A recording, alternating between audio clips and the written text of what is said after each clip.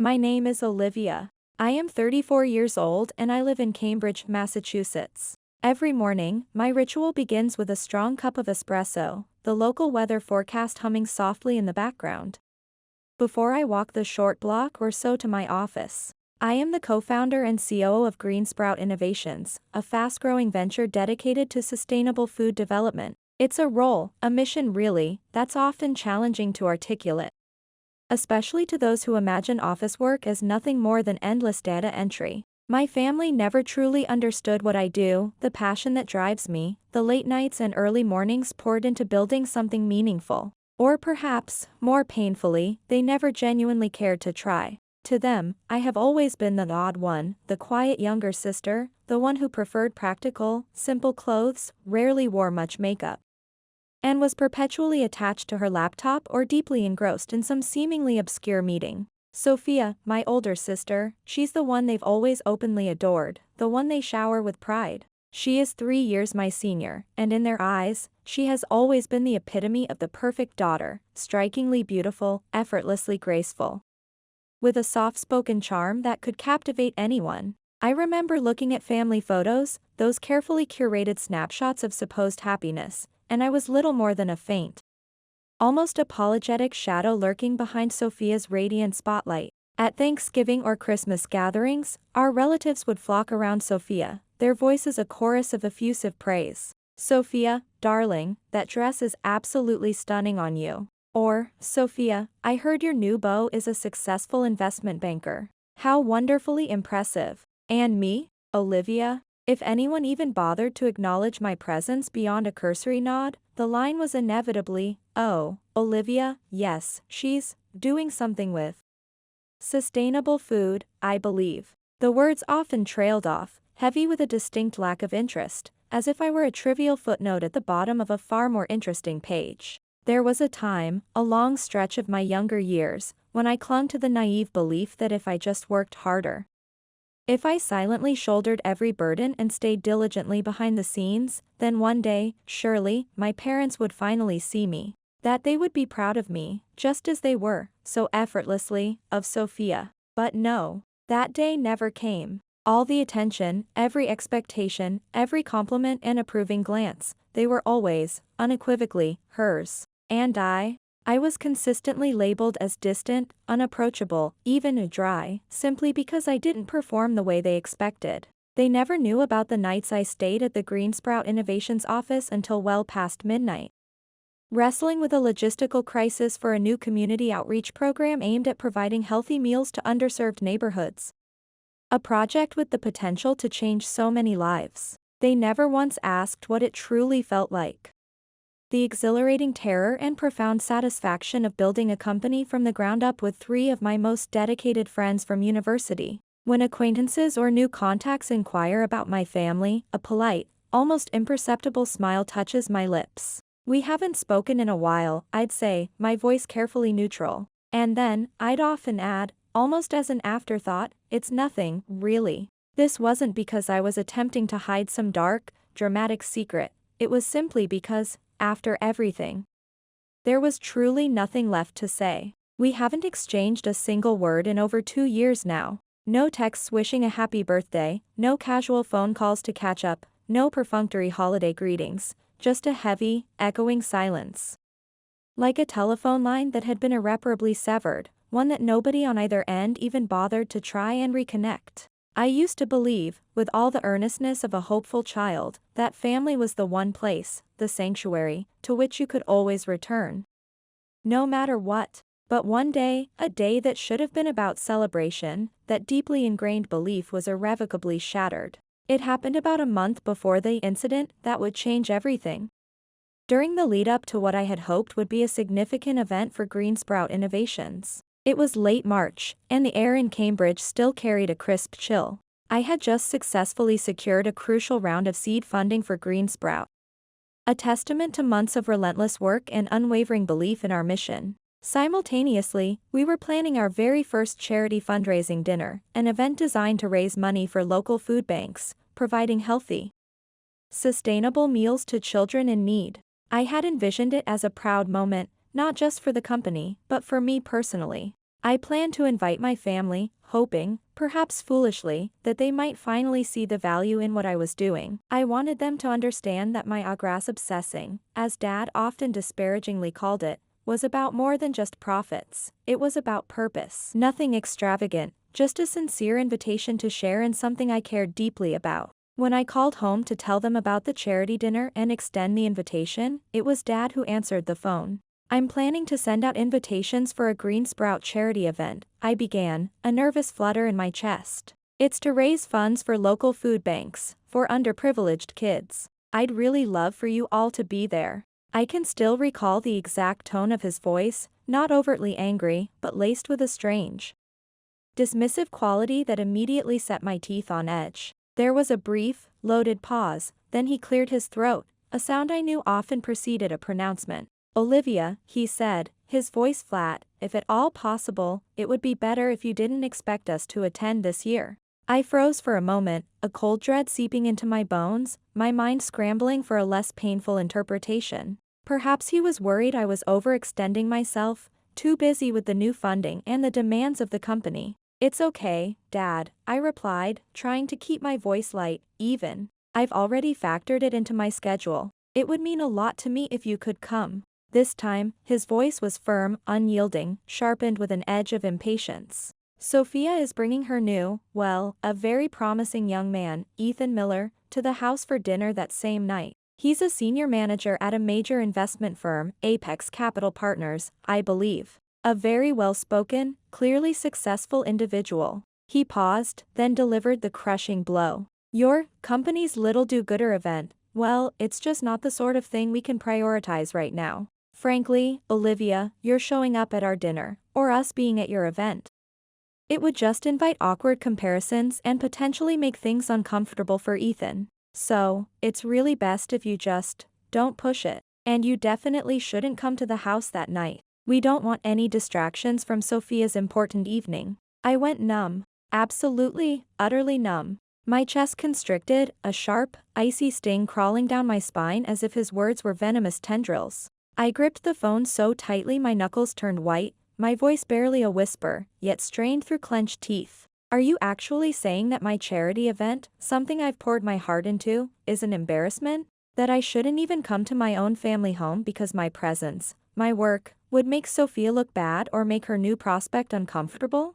He didn't retract a single word. In fact, he doubled down, his tone hardening into something cold and final. "If you insist on making a scene about this, Olivia, or if you dare show your face here that night and disrupt Sophia's chances, then don't even bother calling me your father anymore." Then, he hung up. No hesitation, no flicker of second thoughts, just the abrupt, deafening click of the line disconnecting. My small Cambridge apartment, usually a haven of focused energy, suddenly felt eerily, suffocatingly quiet. The espresso cup in my hand, long forgotten, had grown cold, its contents mirroring the chill that had settled deep within my soul. I stared blankly into the empty air, feeling as though the very foundation of my world had cracked wide open with that single, brutal sentence. I didn't cry. Tears felt too simple, too inadequate for the profound sense of betrayal and erasure that washed over me. I just sat there, motionless, for what felt like an eternity. And for the very first time in my 34 years of life, a stark, undeniable realization crystallized within me. I was no longer truly a part of the family I had tried, for so long and with such futile dedication, to hold together, to earn a place in. I sat there in my familiar armchair by the window, the one where I often read or sketched out new ideas for Green Sprout. The early spring sunlight, weak but persistent, poured through the white linen curtains.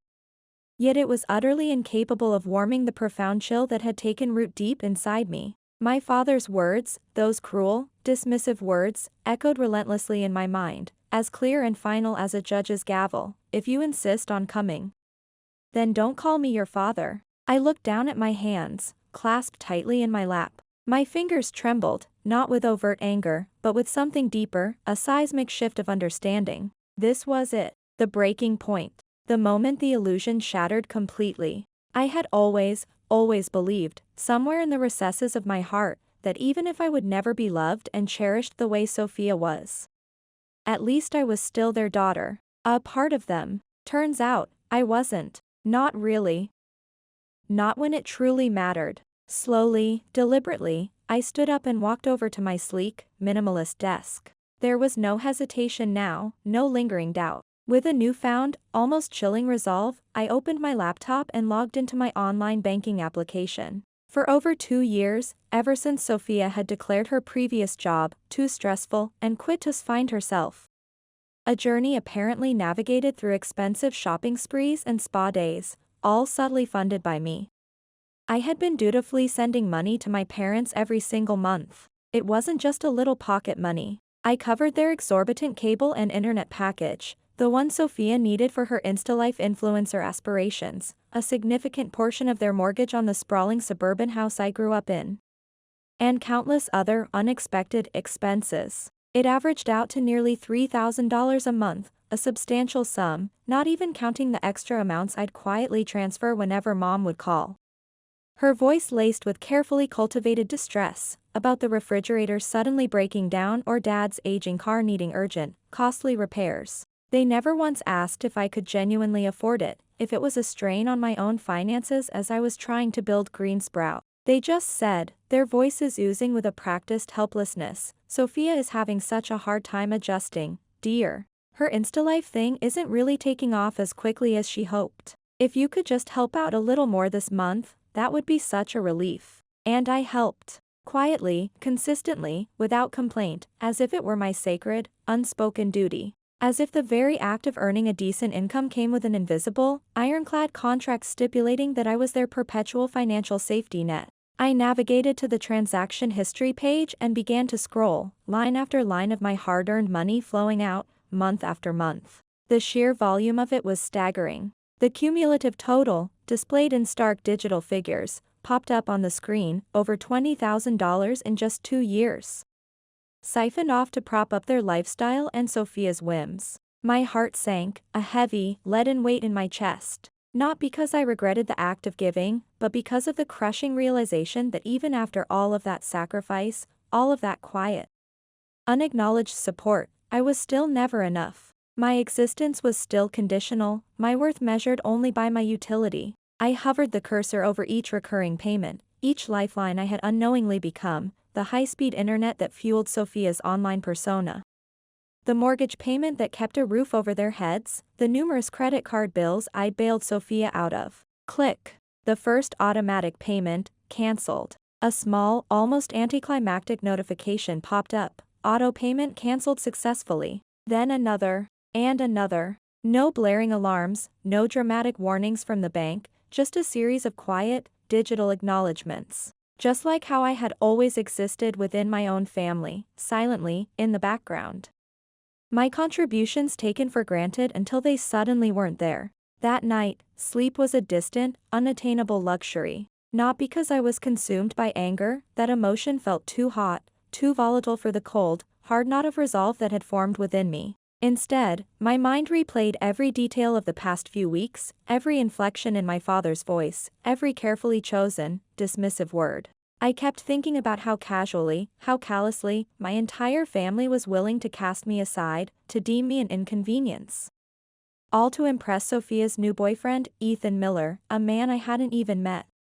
A man whose comfort and approval apparently outweighed my very presence in their lives. I had been compared to Sophia my entire life. It was the background hum of my existence. But this was different. This was the first time I had been so explicitly, so publicly rejected, by my own father. As if my very being, my work, my life, was a blemish on their carefully constructed facade of a perfect family. The day of Sophia's important dinner party with Ethan, the day I had been so cruelly uninvited from, arrived with an almost unnerving speed. I didn't call them. I didn't send a card or flowers for the occasion. I certainly didn't post any feigned well wishes on Insta-Life or any other social media platform. It wasn't out of spite, not really. It was because I simply couldn't bring myself to pretend anymore. The charade was over. At exactly 5 p.m., as I sat on my small Cambridge balcony, the city sounds a distant murmur below, sipping a calming cup of peppermint tea. My phone buzzed insistently on the small bistro table beside me. It was Mom. I stared at the caller ID, her name glowing on the screen, for a few long, contemplative seconds, then let it go dark. The call going unanswered to voicemail. A text message pinged in right after, almost instantaneously. Olivia, darling, why is the internet out? Sophia is trying to post her getting ready reel for Insta Life, and she's frantic. Can you check on it for us, please? I set down my teacup with a steady hand and opened the next message, this one from Dad, predictably blunt and demanding. No internet, and now the credit cards aren't working. Marcus needs to confirm the reservation at that fancy new restaurant for tonight. Call the providers immediately. Your mother is on the verge of a meltdown.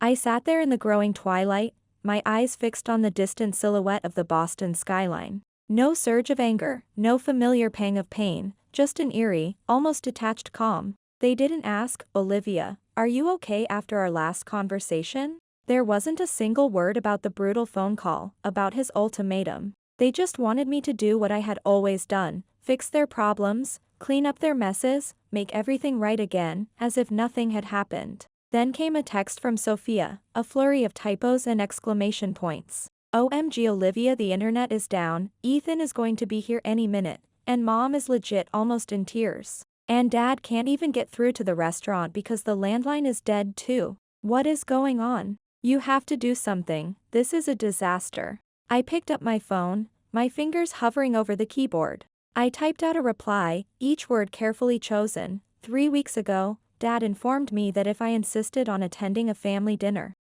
I shouldn't call him my father anymore. He also made it clear that my presence would be an embarrassment. I am simply respecting his wishes. If the current situation is inconvenient, perhaps you should find someone you are not ashamed to ask for help. Or someone whose presence you actually value. I stared at the words on the screen, a small, bitter smile playing on my lips. Then, with a decisive tap, I deleted the entire message. Not because I regretted the sentiment, but because I knew, with a certainty born of years of experience, that no matter what I said, no matter how clearly I articulated my pain or my reasons, they would only hear what suited their narrative. What allowed them to continue seeing themselves as the aggrieved parties. I set the phone down on the table, leaned back in my chair, and closed my eyes, letting the cool evening air wash over me. My little Cambridge apartment was still and blessedly quiet. No undercurrents of unspoken judgment, no passive-aggressive complaints, no entitled demands. Just peace. The next day, a frantic voicemail from Sophia appeared on my phone. Her voice was shrill, laced with a theatrical despair that I knew all too well. Mom has been crying, literally crying, since last night, Olivia. Do you have any idea how important yesterday was? My boyfriend, Ethan, was meeting the family for the very first time, and thanks to you, everything was completely ruined. The house was a mess, no internet for my Insta Life updates, Dad was furious, it was a total nightmare. You are so unbelievably selfish. I listened to the entire message, my expression unchanging, then calmly turned off my phone. For years, for decades even, I hadn't been nearly selfish enough. Now, it was finally time to be. Later that week, I opened my work email and began to sort through the usual flood of messages. My mind already focused on a critical green sprout supply chain report. One subject line, however, jumped out at me, catching my attention instantly. Staff transfer confirmation, Ethan Miller to Cambridge office, awaiting final approval. My breath hitched. I clicked open the attached personnel file, my eyes scanning the details, and then I stopped, a slow, incredulous feeling washing over me. Ethan Miller. That name. It sent an odd little jolt, not quite a skip, but a definite pause, through my usually steady heartbeat. I remembered it vividly because just a few weeks ago, during one of her many breathless phone calls detailing Sophia's exciting new romance, my mother had gushed, Sophia's new young man, Ethan, works for a very prestigious investment firm, Apex Capital Partners, you know. He's based in their Chicago office but is apparently being considered for a big promotion and a transfer to Boston. I squinted at the digital file on my screen. Current position, Senior Manager, Apex Capital Partners, Chicago Branch. Transferring to Cambridge/Boston Regional Office. Approver for final sign-off, Olivia Vance, COO, Green Sprout Innovations. A small, dry laugh escaped my lips, more of a reflex than genuine amusement. The world, it seemed, was infinitely smaller and more interconnected than I had ever imagined. And I knew, with a sudden, chilling certainty, that the tangled threads of this particular drama had only just begun to unravel. I sat perfectly still in front of my laptop, my hand resting on the mouse, a strange hollowness in my chest. As if someone had surgically removed a piece of my memory, a piece I had clung to for far too long, believing it defined me. Over $20,000. Every single cent of it paid by me, diligently, month after month, without a single reminder needed, without a single missed deadline. And yet, not once, not a single time, had they ever said, "Thank you, Olivia. We appreciate what you do for us." Not once. I scrolled back through the endless payment list on my banking app, the same familiar lines repeating themselves with a monotonous, soul-crushing regularity. $250 for their premium cable and high-speed internet package essential for Sophia's Insta life. Of course, $1,500 towards the mortgage on their oversized house, various other amounts for utilities, emergency repairs, and Sophia's never-ending stream of essentially expenses. Month after month, I had functioned as their unpaid, unacknowledged family accountant, unseen, unthanked, and ultimately utterly forgotten until the next bill was due or the next crisis erupted. I remembered the last truly desperate phone call from Mom, about a year ago. She had called me around midnight, her voice tight with panic. "Olivia, darling, the main water pipe in the upstairs bathroom just burst. There's water everywhere. Can you call a 24-hour plumber, sort it out? Sophia is away on that lovely little spa weekend with her friends, and your father is hopeless with these things." Her voice dropped, acquiring a plaintive, almost martyred tone. "You're the only one left we can rely on, dear. You're the only one left." It sounded innocuous enough on the surface, just a mother reaching out to her capable daughter. But beneath the surface, it was a bitter, unvarnished truth. I wasn't loved and cherished like a daughter, not in the way Sophia was. I was simply the solution, the reliable fallback, the one they turned to when the people they truly cared about, the ones they showered with affection and indulgence, weren't available or couldn't be bothered. And now, being explicitly told not to come home, to make myself scarce because my very presence, my unimpressive job, didn't reflect well on them.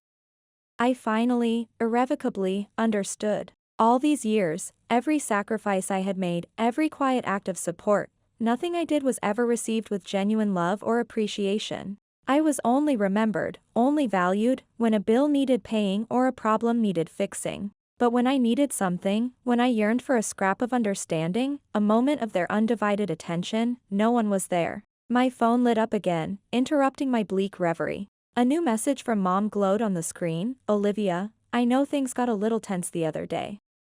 But if you could just take care of the outstanding internet bill, that would be a tremendous help. Sophia is trying so hard to keep things calm with Ethan and make a good impression, and this is all very stressful for her." I stared at the message, feeling like an outsider looking in on a bizarre, dysfunctional play. No apology, not even a cursory acknowledgement of the cruel, dismissive rejection from my father. Just another request, another expectation, delivered with the same casual entitlement as always. I set the phone down without replying, a weary sigh escaping my lips. I stepped outside onto my small porch, sinking into the familiar comfort of the old wooden chair that sat under the gradually fading April sun. Cambridge wasn't exactly warm yet, the air still held a crispness that hinted at the lingering winter, but somehow that cool clarity made me feel sharper, more focused. I thought about Ethan Miller, Sophia's new, highly touted boyfriend, and now, my incoming, unsuspecting employee at Green Sprout.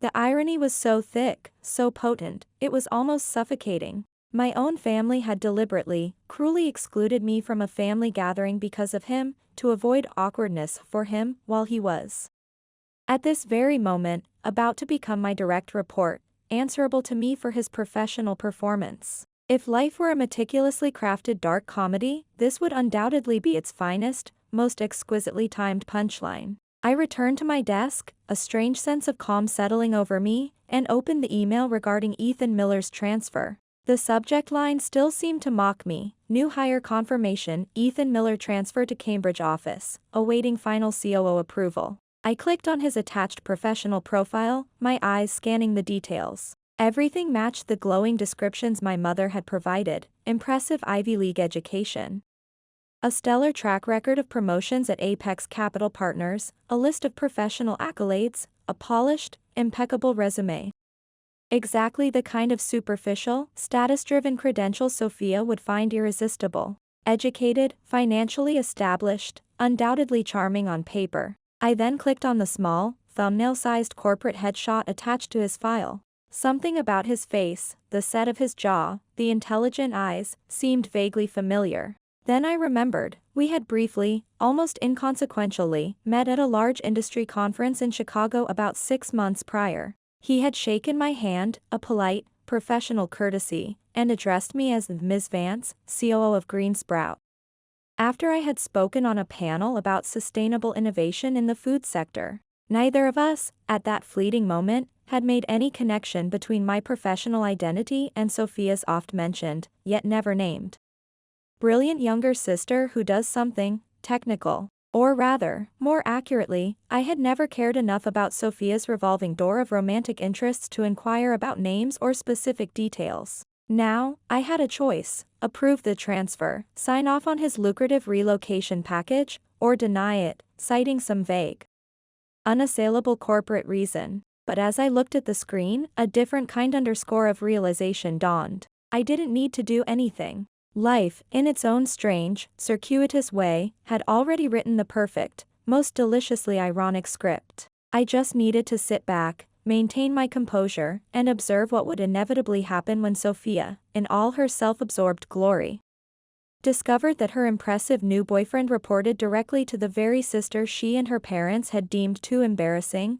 too insignificant, to be part of their carefully curated family image. The next day, precisely at the scheduled time for his introductory meeting, Ethan Miller arrived at the Green Sprout Innovations office. He stepped into my office, a sleek leather portfolio tucked under his arm, his expression a carefully constructed mask of professional confidence, though I could detect a subtle tension around his eyes. When I looked up from the quarterly projections I was reviewing, his eyes met mine, paused for a fleeting, almost imperceptible moment of vague recognition, then widened in stunned, unadulterated shock. "Olivia?" he asked, his voice barely above a whisper, the professional composure instantly vanishing. "Olivia Vance?" I offered a faint, almost imperceptible smile, my own composure utterly serene, unshakable. "Welcome to Green Sprout Innovations, Mr. Miller," I said, my voice calm and even. "I trust your relocation from Chicago went smoothly. I'll be personally reviewing the entire financial integration plan for the Cambridge branch this quarter.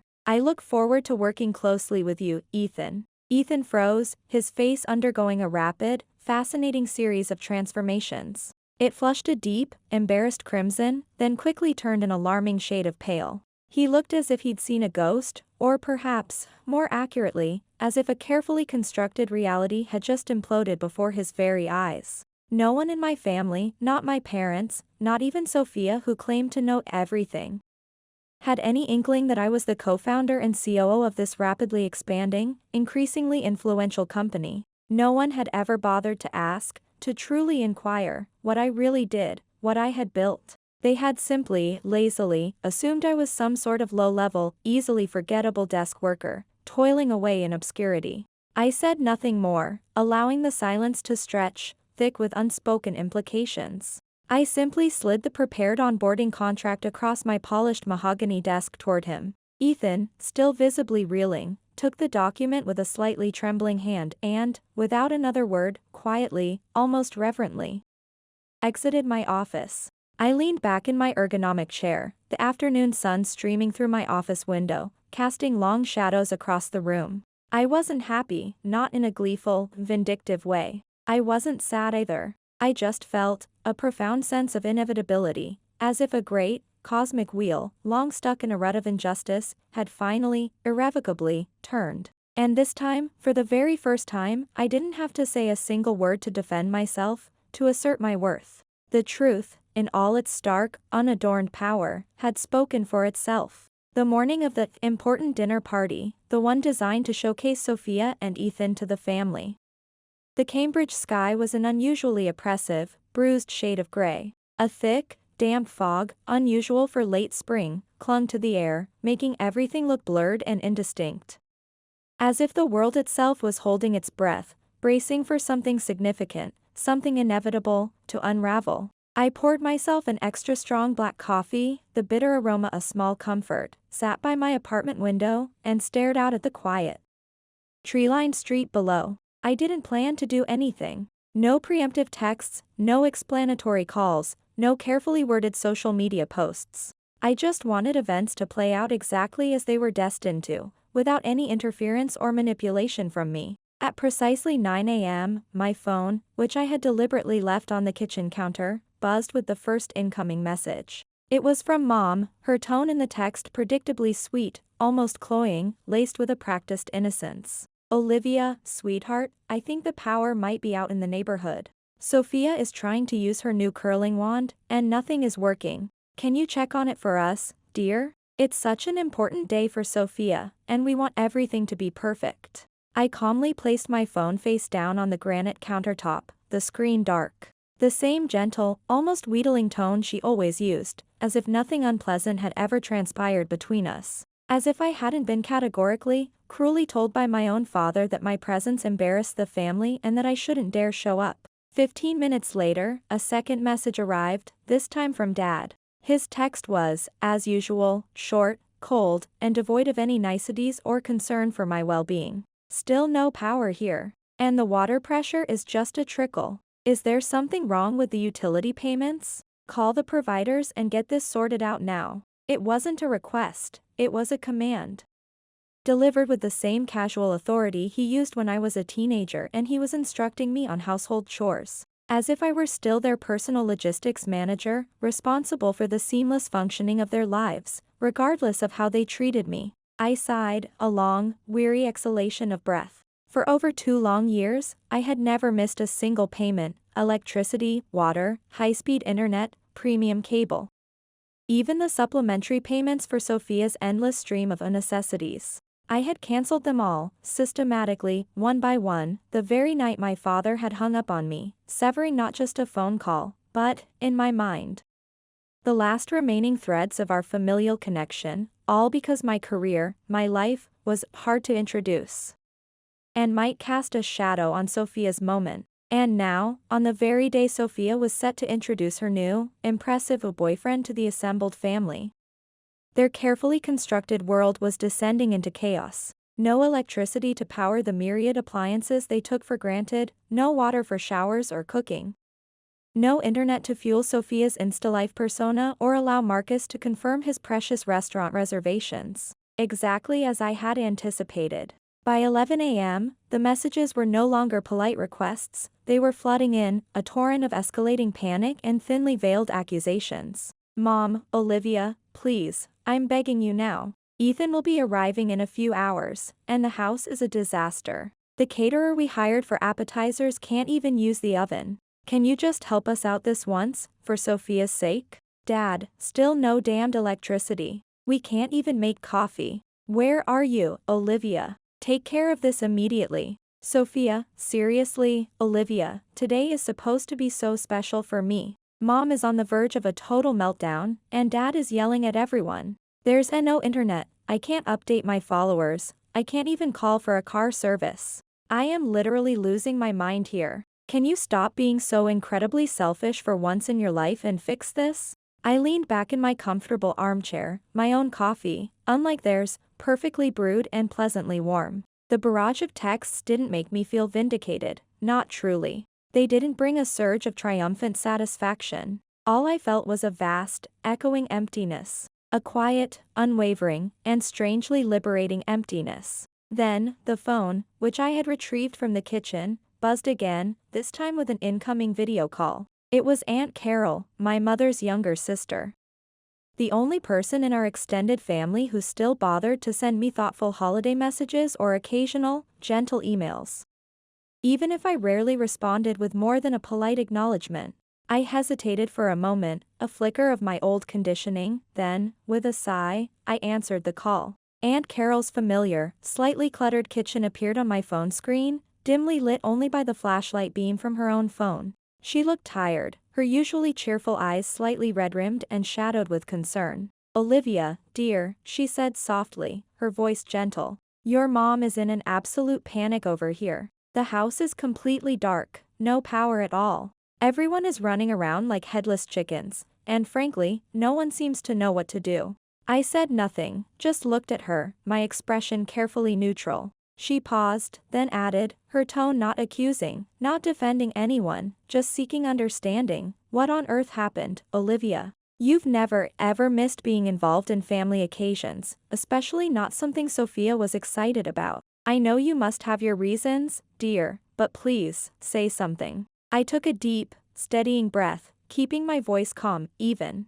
A few weeks ago, Aunt Carol, I began, my father informed me that my presence would make the family look bad in front of Sophia's new beau. He explicitly told me that if I insisted on coming to this dinner, I shouldn't call him my father anymore. So, I ask you, what do you think I should do after being told something like that? Aunt Carol froze, her kindly face undergoing a visible transformation, from concern to shock, then to a dawning, horrified understanding. In the background of her video call, I could hear muffled, agitated noises from my parents' house. My mother's voice, loud and indignant, she's probably just sulking somewhere, Carol. No one, not even Olivia, would be heartless enough to deliberately sabotage Sophia's important day like this. Then a sharper, more strident voice, unmistakably Sophia's, Ethan is going to be here any minute. Has someone actually called the power company yet, or are we all just going to stand around in the dark? I absolutely cannot believe she would do this to us, to me, today of all days. A slight, almost imperceptible, joyless smile touched my lips. Aunt Carol, still on the video call with me, clearly heard every word. She didn't try to defend anyone, didn't offer any placating excuses. She just looked at me, her eyes filled with a new, troubled awareness. And then, unexpectedly, dramatically, the screen of Aunt Carol's phone shifted. A new face entered the frame, brought into view by Sophia, who was clearly trying to show Ethan the chaos her sister had allegedly caused. It was Ethan Miller. Same neat, expensive suit he wore in his corporate photo, same polished, confident expression he'd had in my office just days before. He stared at my image on Aunt Carol's phone screen, his eyes widening in disbelief, and blurted out, almost involuntarily, his voice carrying clearly. Olivia. Olivia Vance? From Greensprout Innovations? Everyone in my parents' darkened, chaotic living room went utterly, deathly silent. You're the Olivia Vance, Ethan continued, a note of incredulous respect in his voice, the COO of Greensprout? The one whose company Apex Capital is currently in the final stages of considering for a major investment? I simply nodded, my eyes steady, my expression unreadable. A long, pregnant pause. Then Ethan, seemingly oblivious to the stunned, frozen faces around him, turned slightly to address everyone in the room. His voice clear and carrying. She's not just doing something with food, he announced, a touch of awe in his tone. Ms. Vance is my direct superior for the Cambridge expansion project. She's the one who personally approved my transfer and my entire operational budget. Frankly, she's one of the most impressive business leaders I've encountered. Stunned, disbelieving silence. Sophia's jaw literally dropped. My parents froze mid-gesture, their faces a comical mask of shock and dawning horror. The assembled relatives, if any had dared to show up to the darkened house, would have been equally dumbstruck. No one said a single word. I calmly, coolly replied into the silence, my voice carrying clearly through Aunt Carol's phone.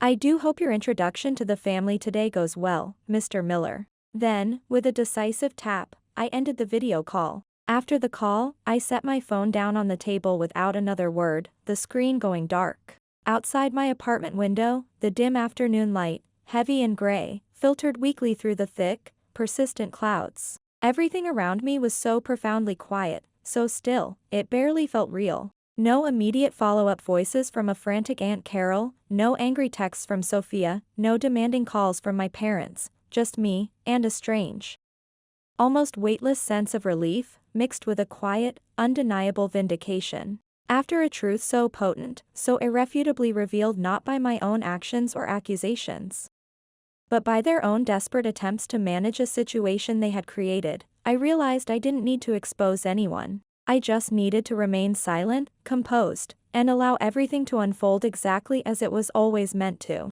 Ethan Miller, Sophia's prized catch, had confirmed it all so clearly, so publicly. I was his superior.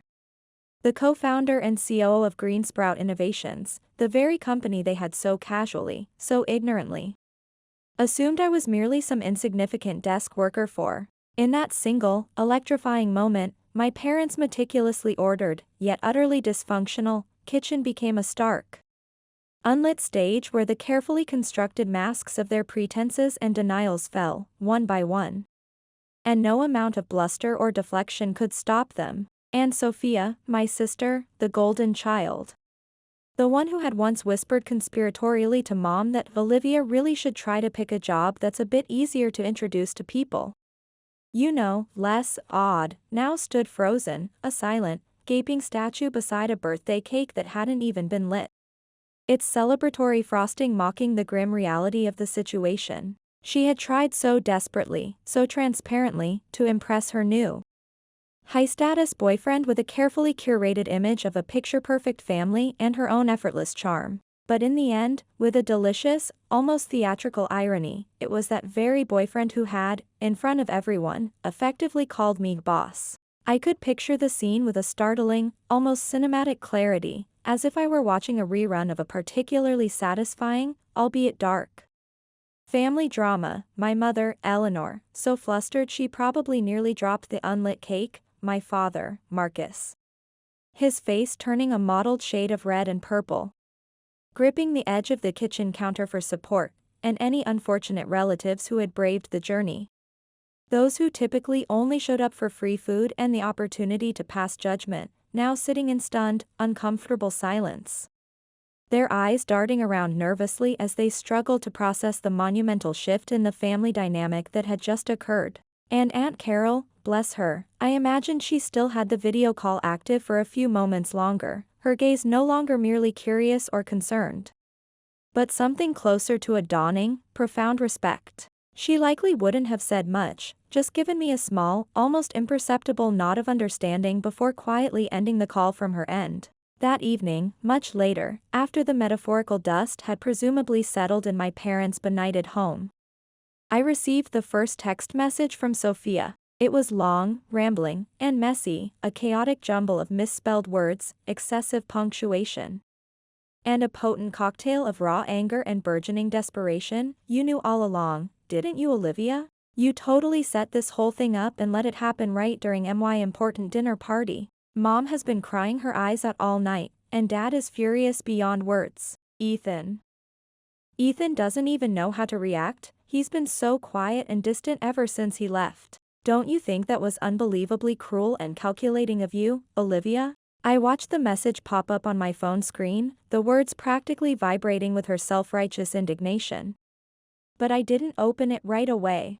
Instead, I went to my kitchen and made myself a soothing cup of ginger tea, the fragrant steam helping to ease the lingering tightness in my throat. I didn't feel any particular joy, no triumphant surge of, I told you so. But, significantly, I didn't feel guilty either. Not a shred. After about 10 minutes of quiet contemplation, I finally tapped on her message and composed a reply. Just a few carefully chosen lines, concise and to the point. There was no need for more. You say I was cruel, Sophia, but I was simply at home, in my own apartment, miles away from your dinner party. I didn't initiate the video call with Aunt Carol. I certainly didn't identify myself as Mr. Miller's superior. He did that all on his own. In fact, I didn't do anything at all. And if a single, unvarnished truth, spoken by someone else, was enough to completely ruin your entire party, then perhaps that party, and the illusions it was built upon, were never very solid or genuine in the first place.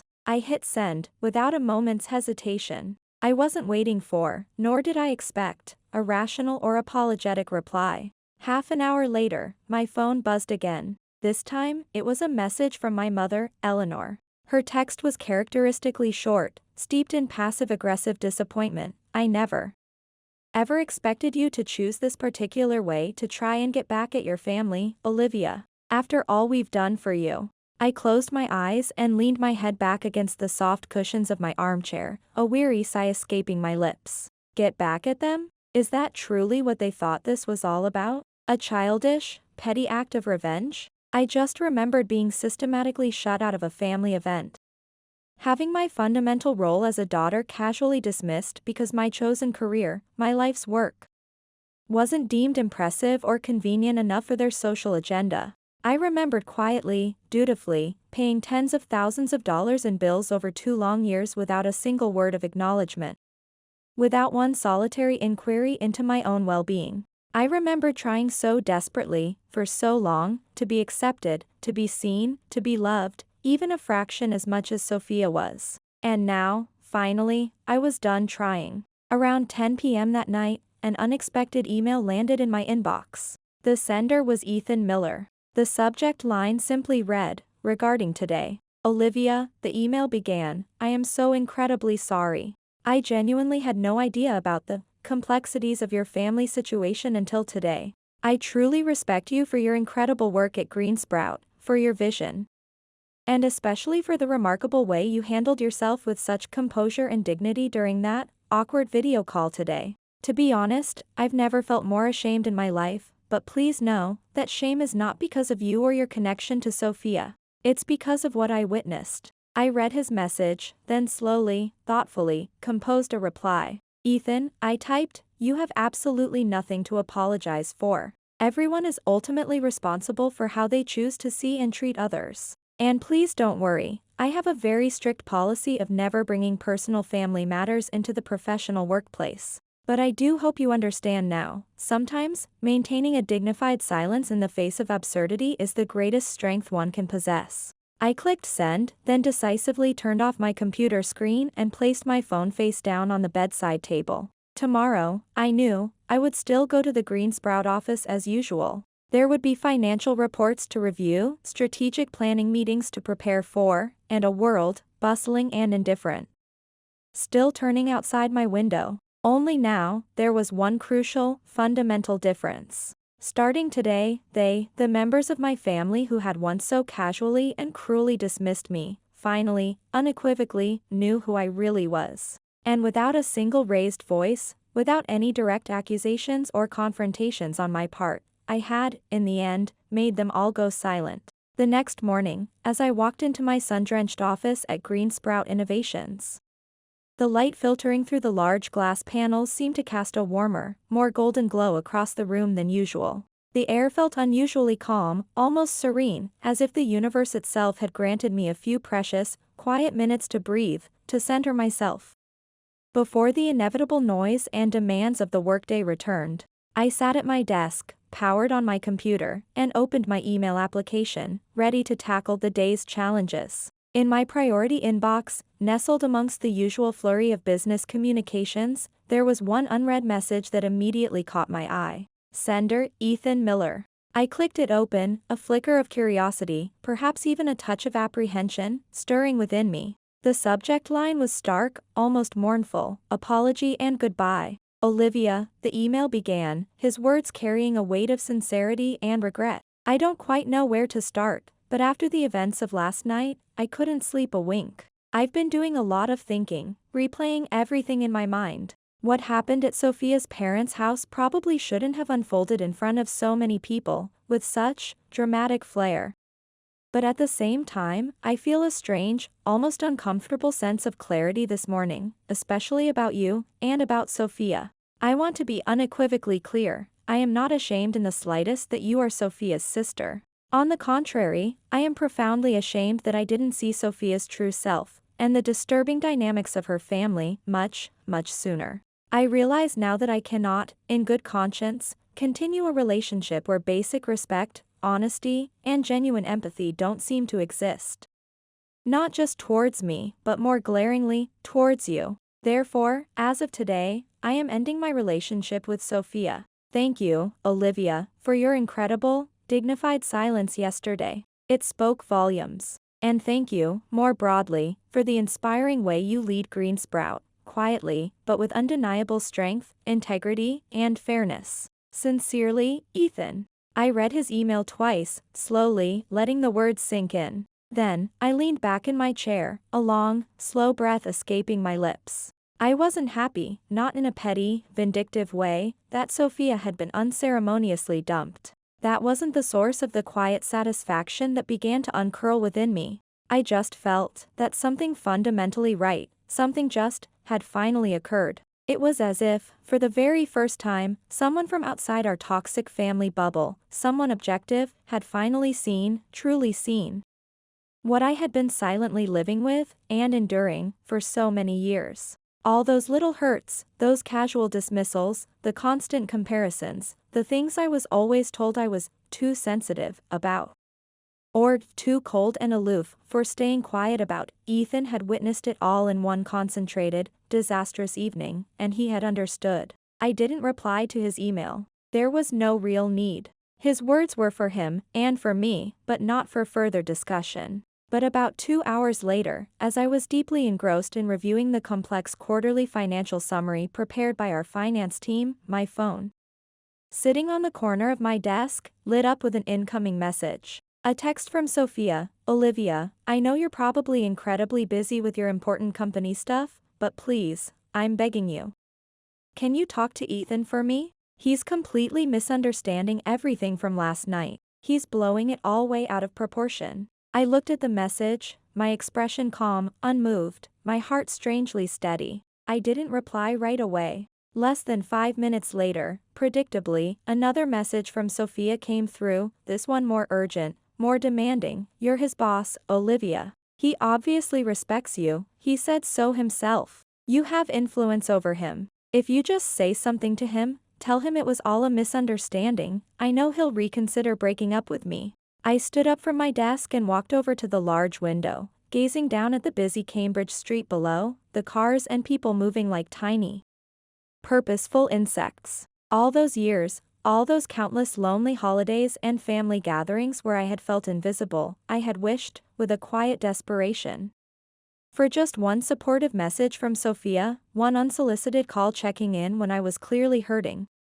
one single word of encouragement when I faced a setback or a failure. But there had been nothing. Just indifference, or worse, thinly veiled condescension. And now that her relationship had crumbled, now that her carefully constructed fantasy was in ruins, the first person she turned to for help, for a solution, was me. Not to apologize for years of neglect and unkindness, not to acknowledge her own role in the previous night's debacle, but to fix it for her, to use my influence. I returned to my desk and, with a steady hand, typed a brief, unequivocal reply. Ethan didn't leave you, Sophia, because of anything I said or didn't say. He left because of who you are, and how you and our family behave. And maybe, just maybe, for the very first time, he really, truly saw it. Sophia didn't reply immediately. Her silence was a heavy, uncharacteristic thing. But about an hour later, a new message arrived, shorter this time, stripped of its usual bluster, almost subdued. You're right, Olivia. Maybe you are. But I really don't want to lose him. I promise, I'll change this time, I really will. Please, Olivia, just this once, help me. I didn't respond. Not because I was still simmering with anger, that emotion had largely dissipated, replaced by a weary resignation. I didn't respond because I was simply past the point of explaining, of trying to make her understand things she was clearly incapable, or unwilling to grasp. Some lessons, I was beginning to realize, people had to learn for themselves, the hard way. When I left the Greensprout office that evening, the early spring breeze was still a bit chilly against my skin, but the sunset, the sunset was magnificent, casting a deep, fiery orange and vibrant purple glow across the historic rooftops of Cambridge. I walked to the parking garage slowly, deliberately, without my usual brisk, purposeful pace, without the familiar knot of worry or a racing mind. Maybe for the very first time in years, I felt light. Truly, astonishingly light. I hadn't sought revenge, that had never been my intention. I had simply, finally, chosen to live my truth, to set my boundaries, and then I had allowed the rest of the messy, uncomfortable chips to fall where they may.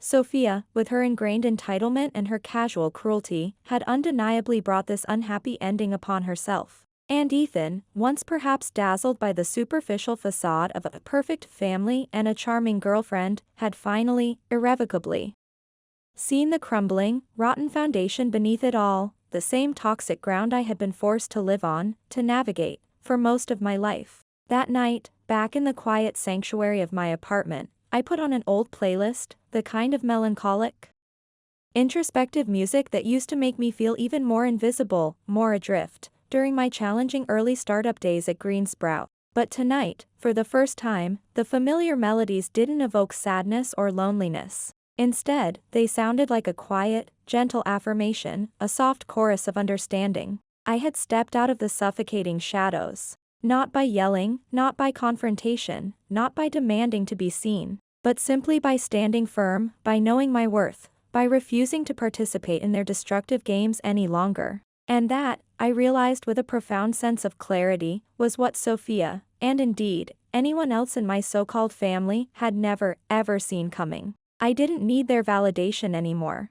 I didn't need their approval or their acceptance. I just needed to be myself, authentically and unapologetically, and to live the life, the full, meaningful life, that I truly, deeply deserved. About a week after the dramatic implosion of Sophia's relationship and the subsequent, deafening silence from my family, on a rare, blessedly quiet Sunday afternoon when I had made a conscious decision not to even touch my work laptop, the doorbell to my apartment rang.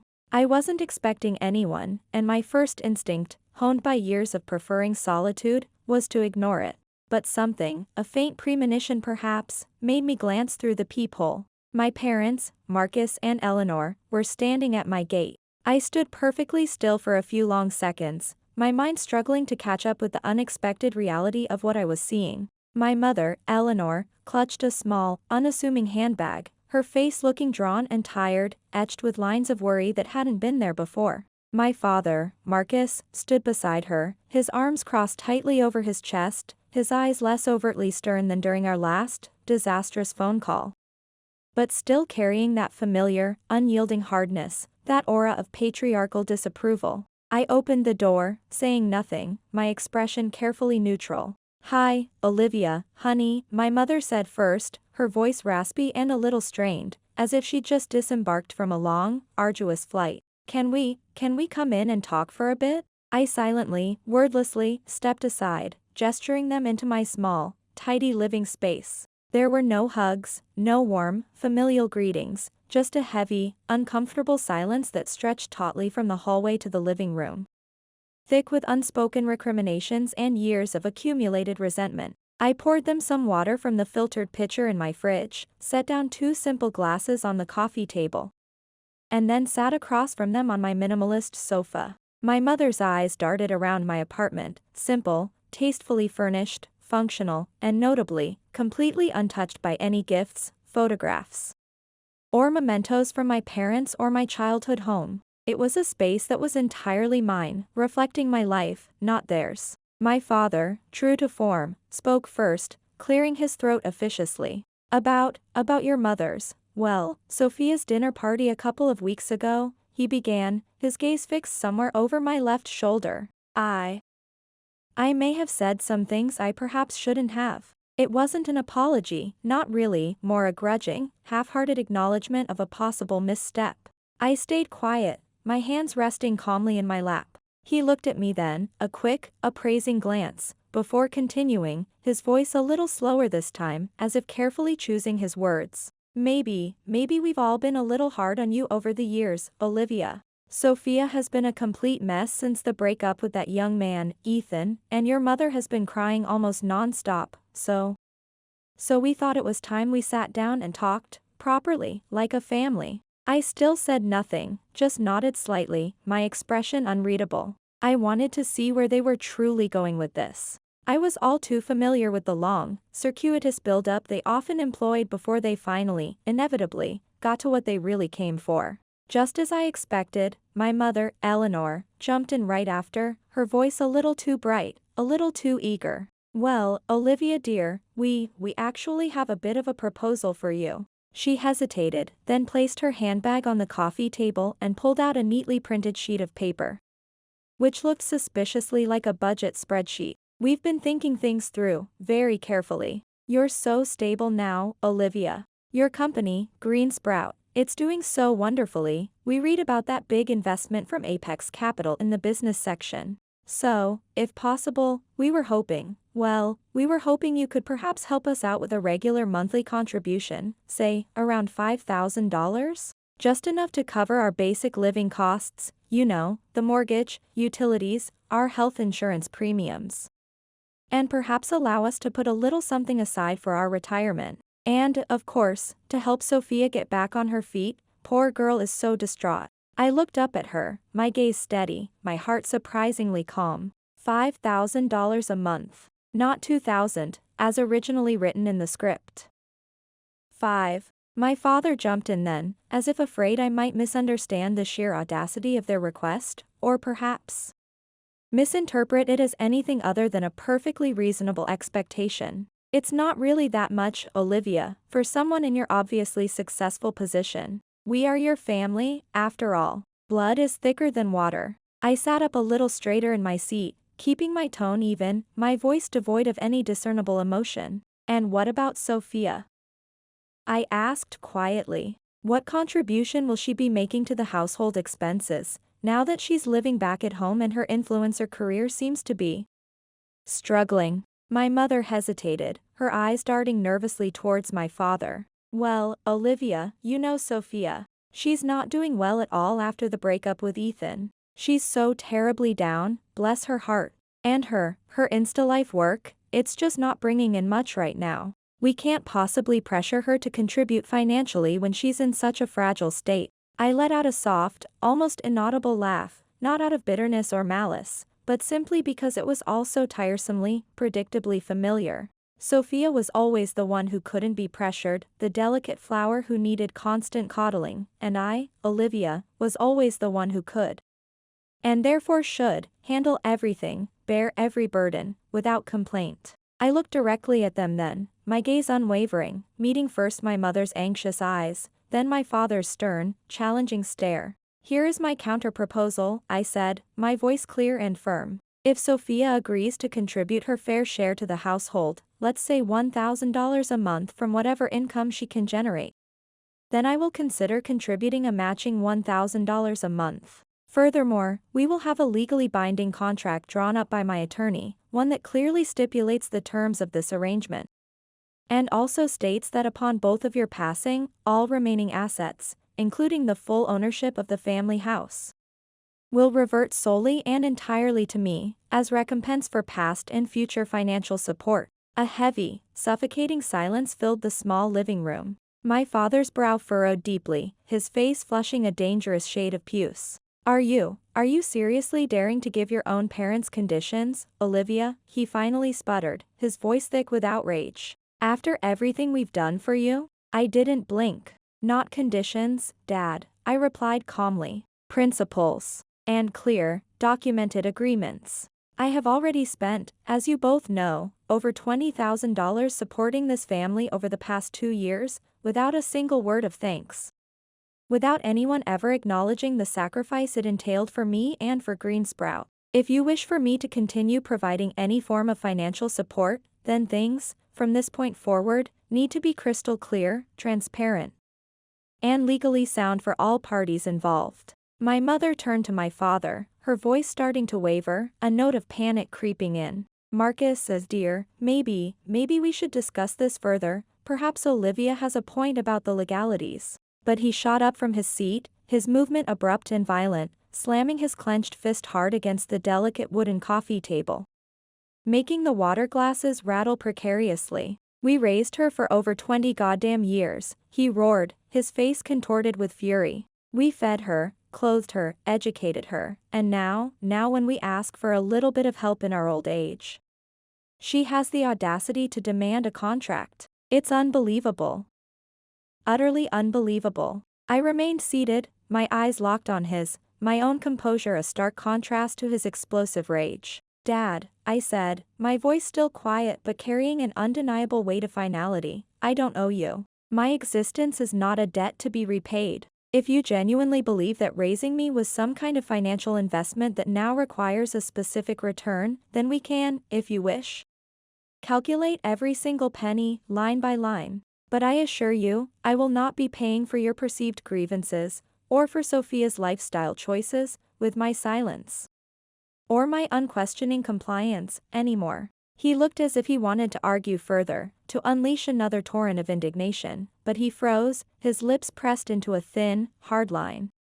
The fight suddenly draining out of him, leaving him looking strangely deflated. My mother, Eleanor, quickly stood up and gently, almost fearfully, tugged at his arm. "Marcus, please," she whispered, her voice trembling. Let's just go." I stood too, walking them silently to the door of my apartment. No hugs were offered, no conciliatory goodbyes were spoken. Just the click of the door closing behind them, a sound that felt far more definitive than any shouted words. When the door finally closed, sealing them out, all that remained in my apartment was the soft, gentle breeze drifting in from the open balcony window, carrying the distant, muted sounds of the city. In that profound stillness, I knew, with an unshakable certainty, that another significant chapter of my life had just ended. And this time, for the very first time, I was the one who had unequivocally written the final line. After that day, that tense, unsatisfying confrontation in my quiet Cambridge apartment,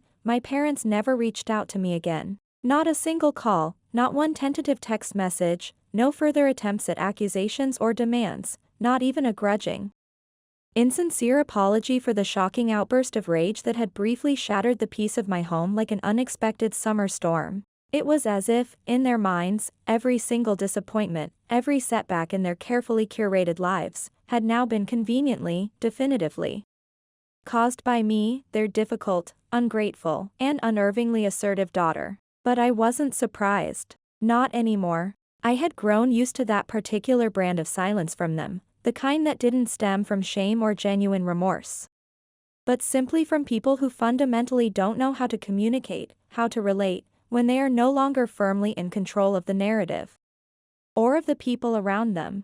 I kept living my life, on my own terms. There were quiet, reflective mornings filled with the rich aroma of freshly brewed coffee and the rustle of industry papers. There were intense, strategic meetings at Greensprout Innovations that often ran late into the evening, fueled by shared passion and ambitious goals. There were significant deals signed with new partners, some of whom had once, in the early days, openly doubted that a young woman, particularly one as outwardly reserved as I, could successfully run a dynamic, innovative, sustainable food company. And through it all, through the challenges and the triumphs, I finally, blessedly, stopped feeling guilty. I stopped the incessant internal monologue that questioned whether I was wrong for saying no, for refusing to continue being their perpetually available backup wallet, their default emotional caretaker, their unquestioning financial crutch. Just because I was perceived as the one who could handle it. Because eventually, if you allow yourself the space to truly reflect, you have to understand, you have to accept, that genuine love, true familial connection, cannot be measured in monthly payments or coerced through a misplaced, guilt-ridden sense of duty. If affection, if care, if respect, only exists as long as the bills are promptly paid and your own needs are consistently subjugated, then it's not truly family. It's a transaction, a poorly negotiated, emotionally draining business arrangement. And I was no longer interested in being a party to such a contract. I started, slowly but deliberately, cutting the invisible, yet incredibly strong, strings that had for so long tied me to the restrictive, unfulfilling roles they had unconsciously, or perhaps consciously, assigned me within the family structure. I no longer used a faded, awkwardly posed family photograph as the wallpaper on my phone. I found that I didn't automatically remember Sophia's birthday, and the omission didn't send a pang of guilt through me.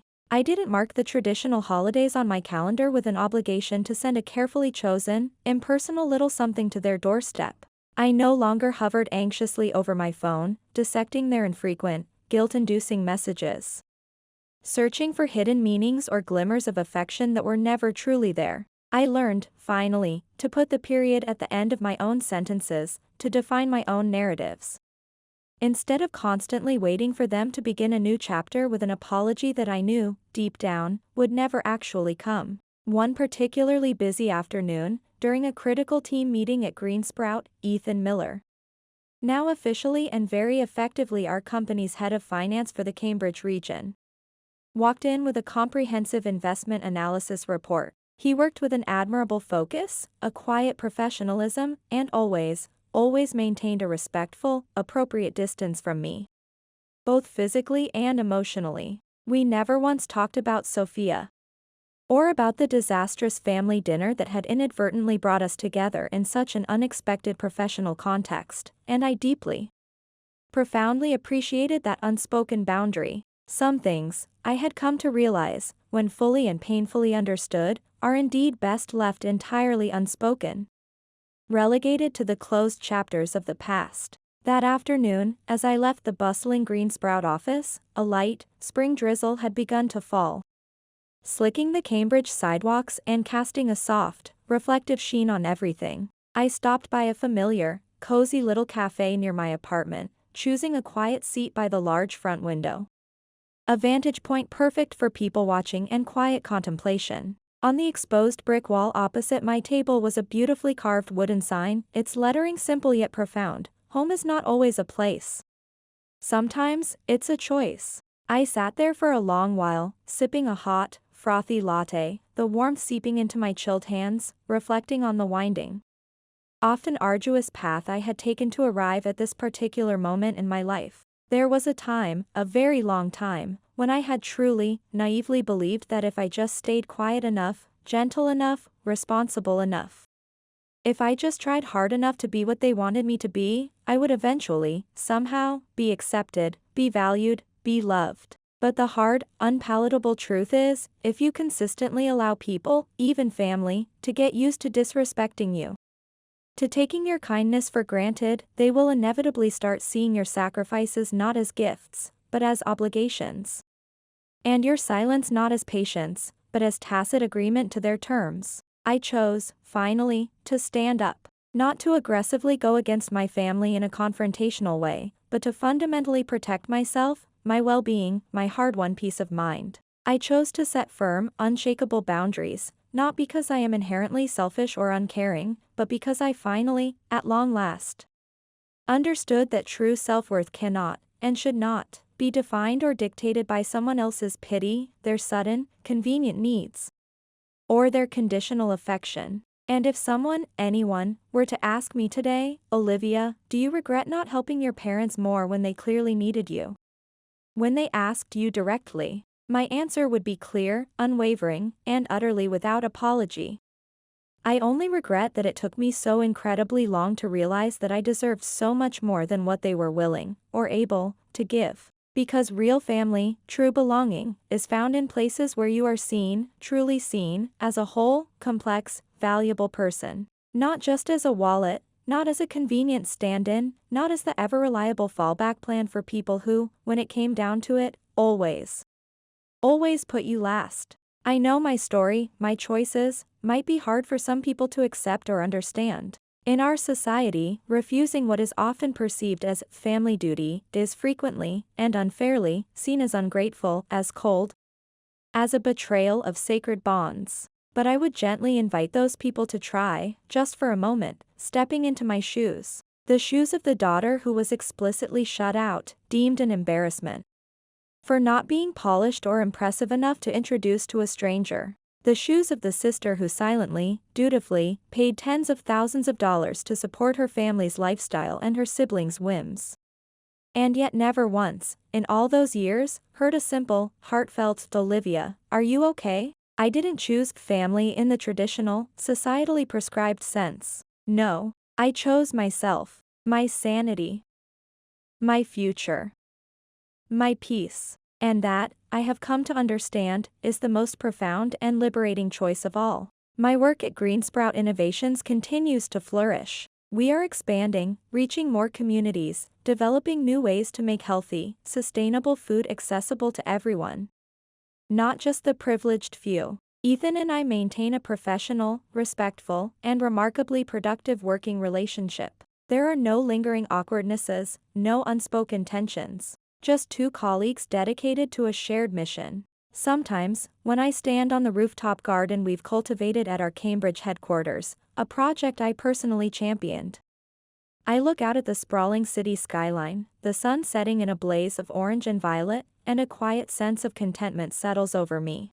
It's not the loud, performative happiness that Sophia always chased on Insta Life. It's something deeper, more resonant. It's the profound satisfaction that comes from knowing you are living a life aligned with your own values, making a tangible difference in the world, however small, and that your worth is not contingent on anyone else's approval or validation. I learned that true richness isn't about being recognized by others, or fitting into their predetermined boxes. It's about staying true to your own convictions, your own path, and contributing something positive to the lives of others. That, for me, is the real family, the real community, the real meaning of a life well lived. And as I watch that sunset, a gentle, confident smile often graces my lips. I am Olivia Vance. And I am finally, truly, home.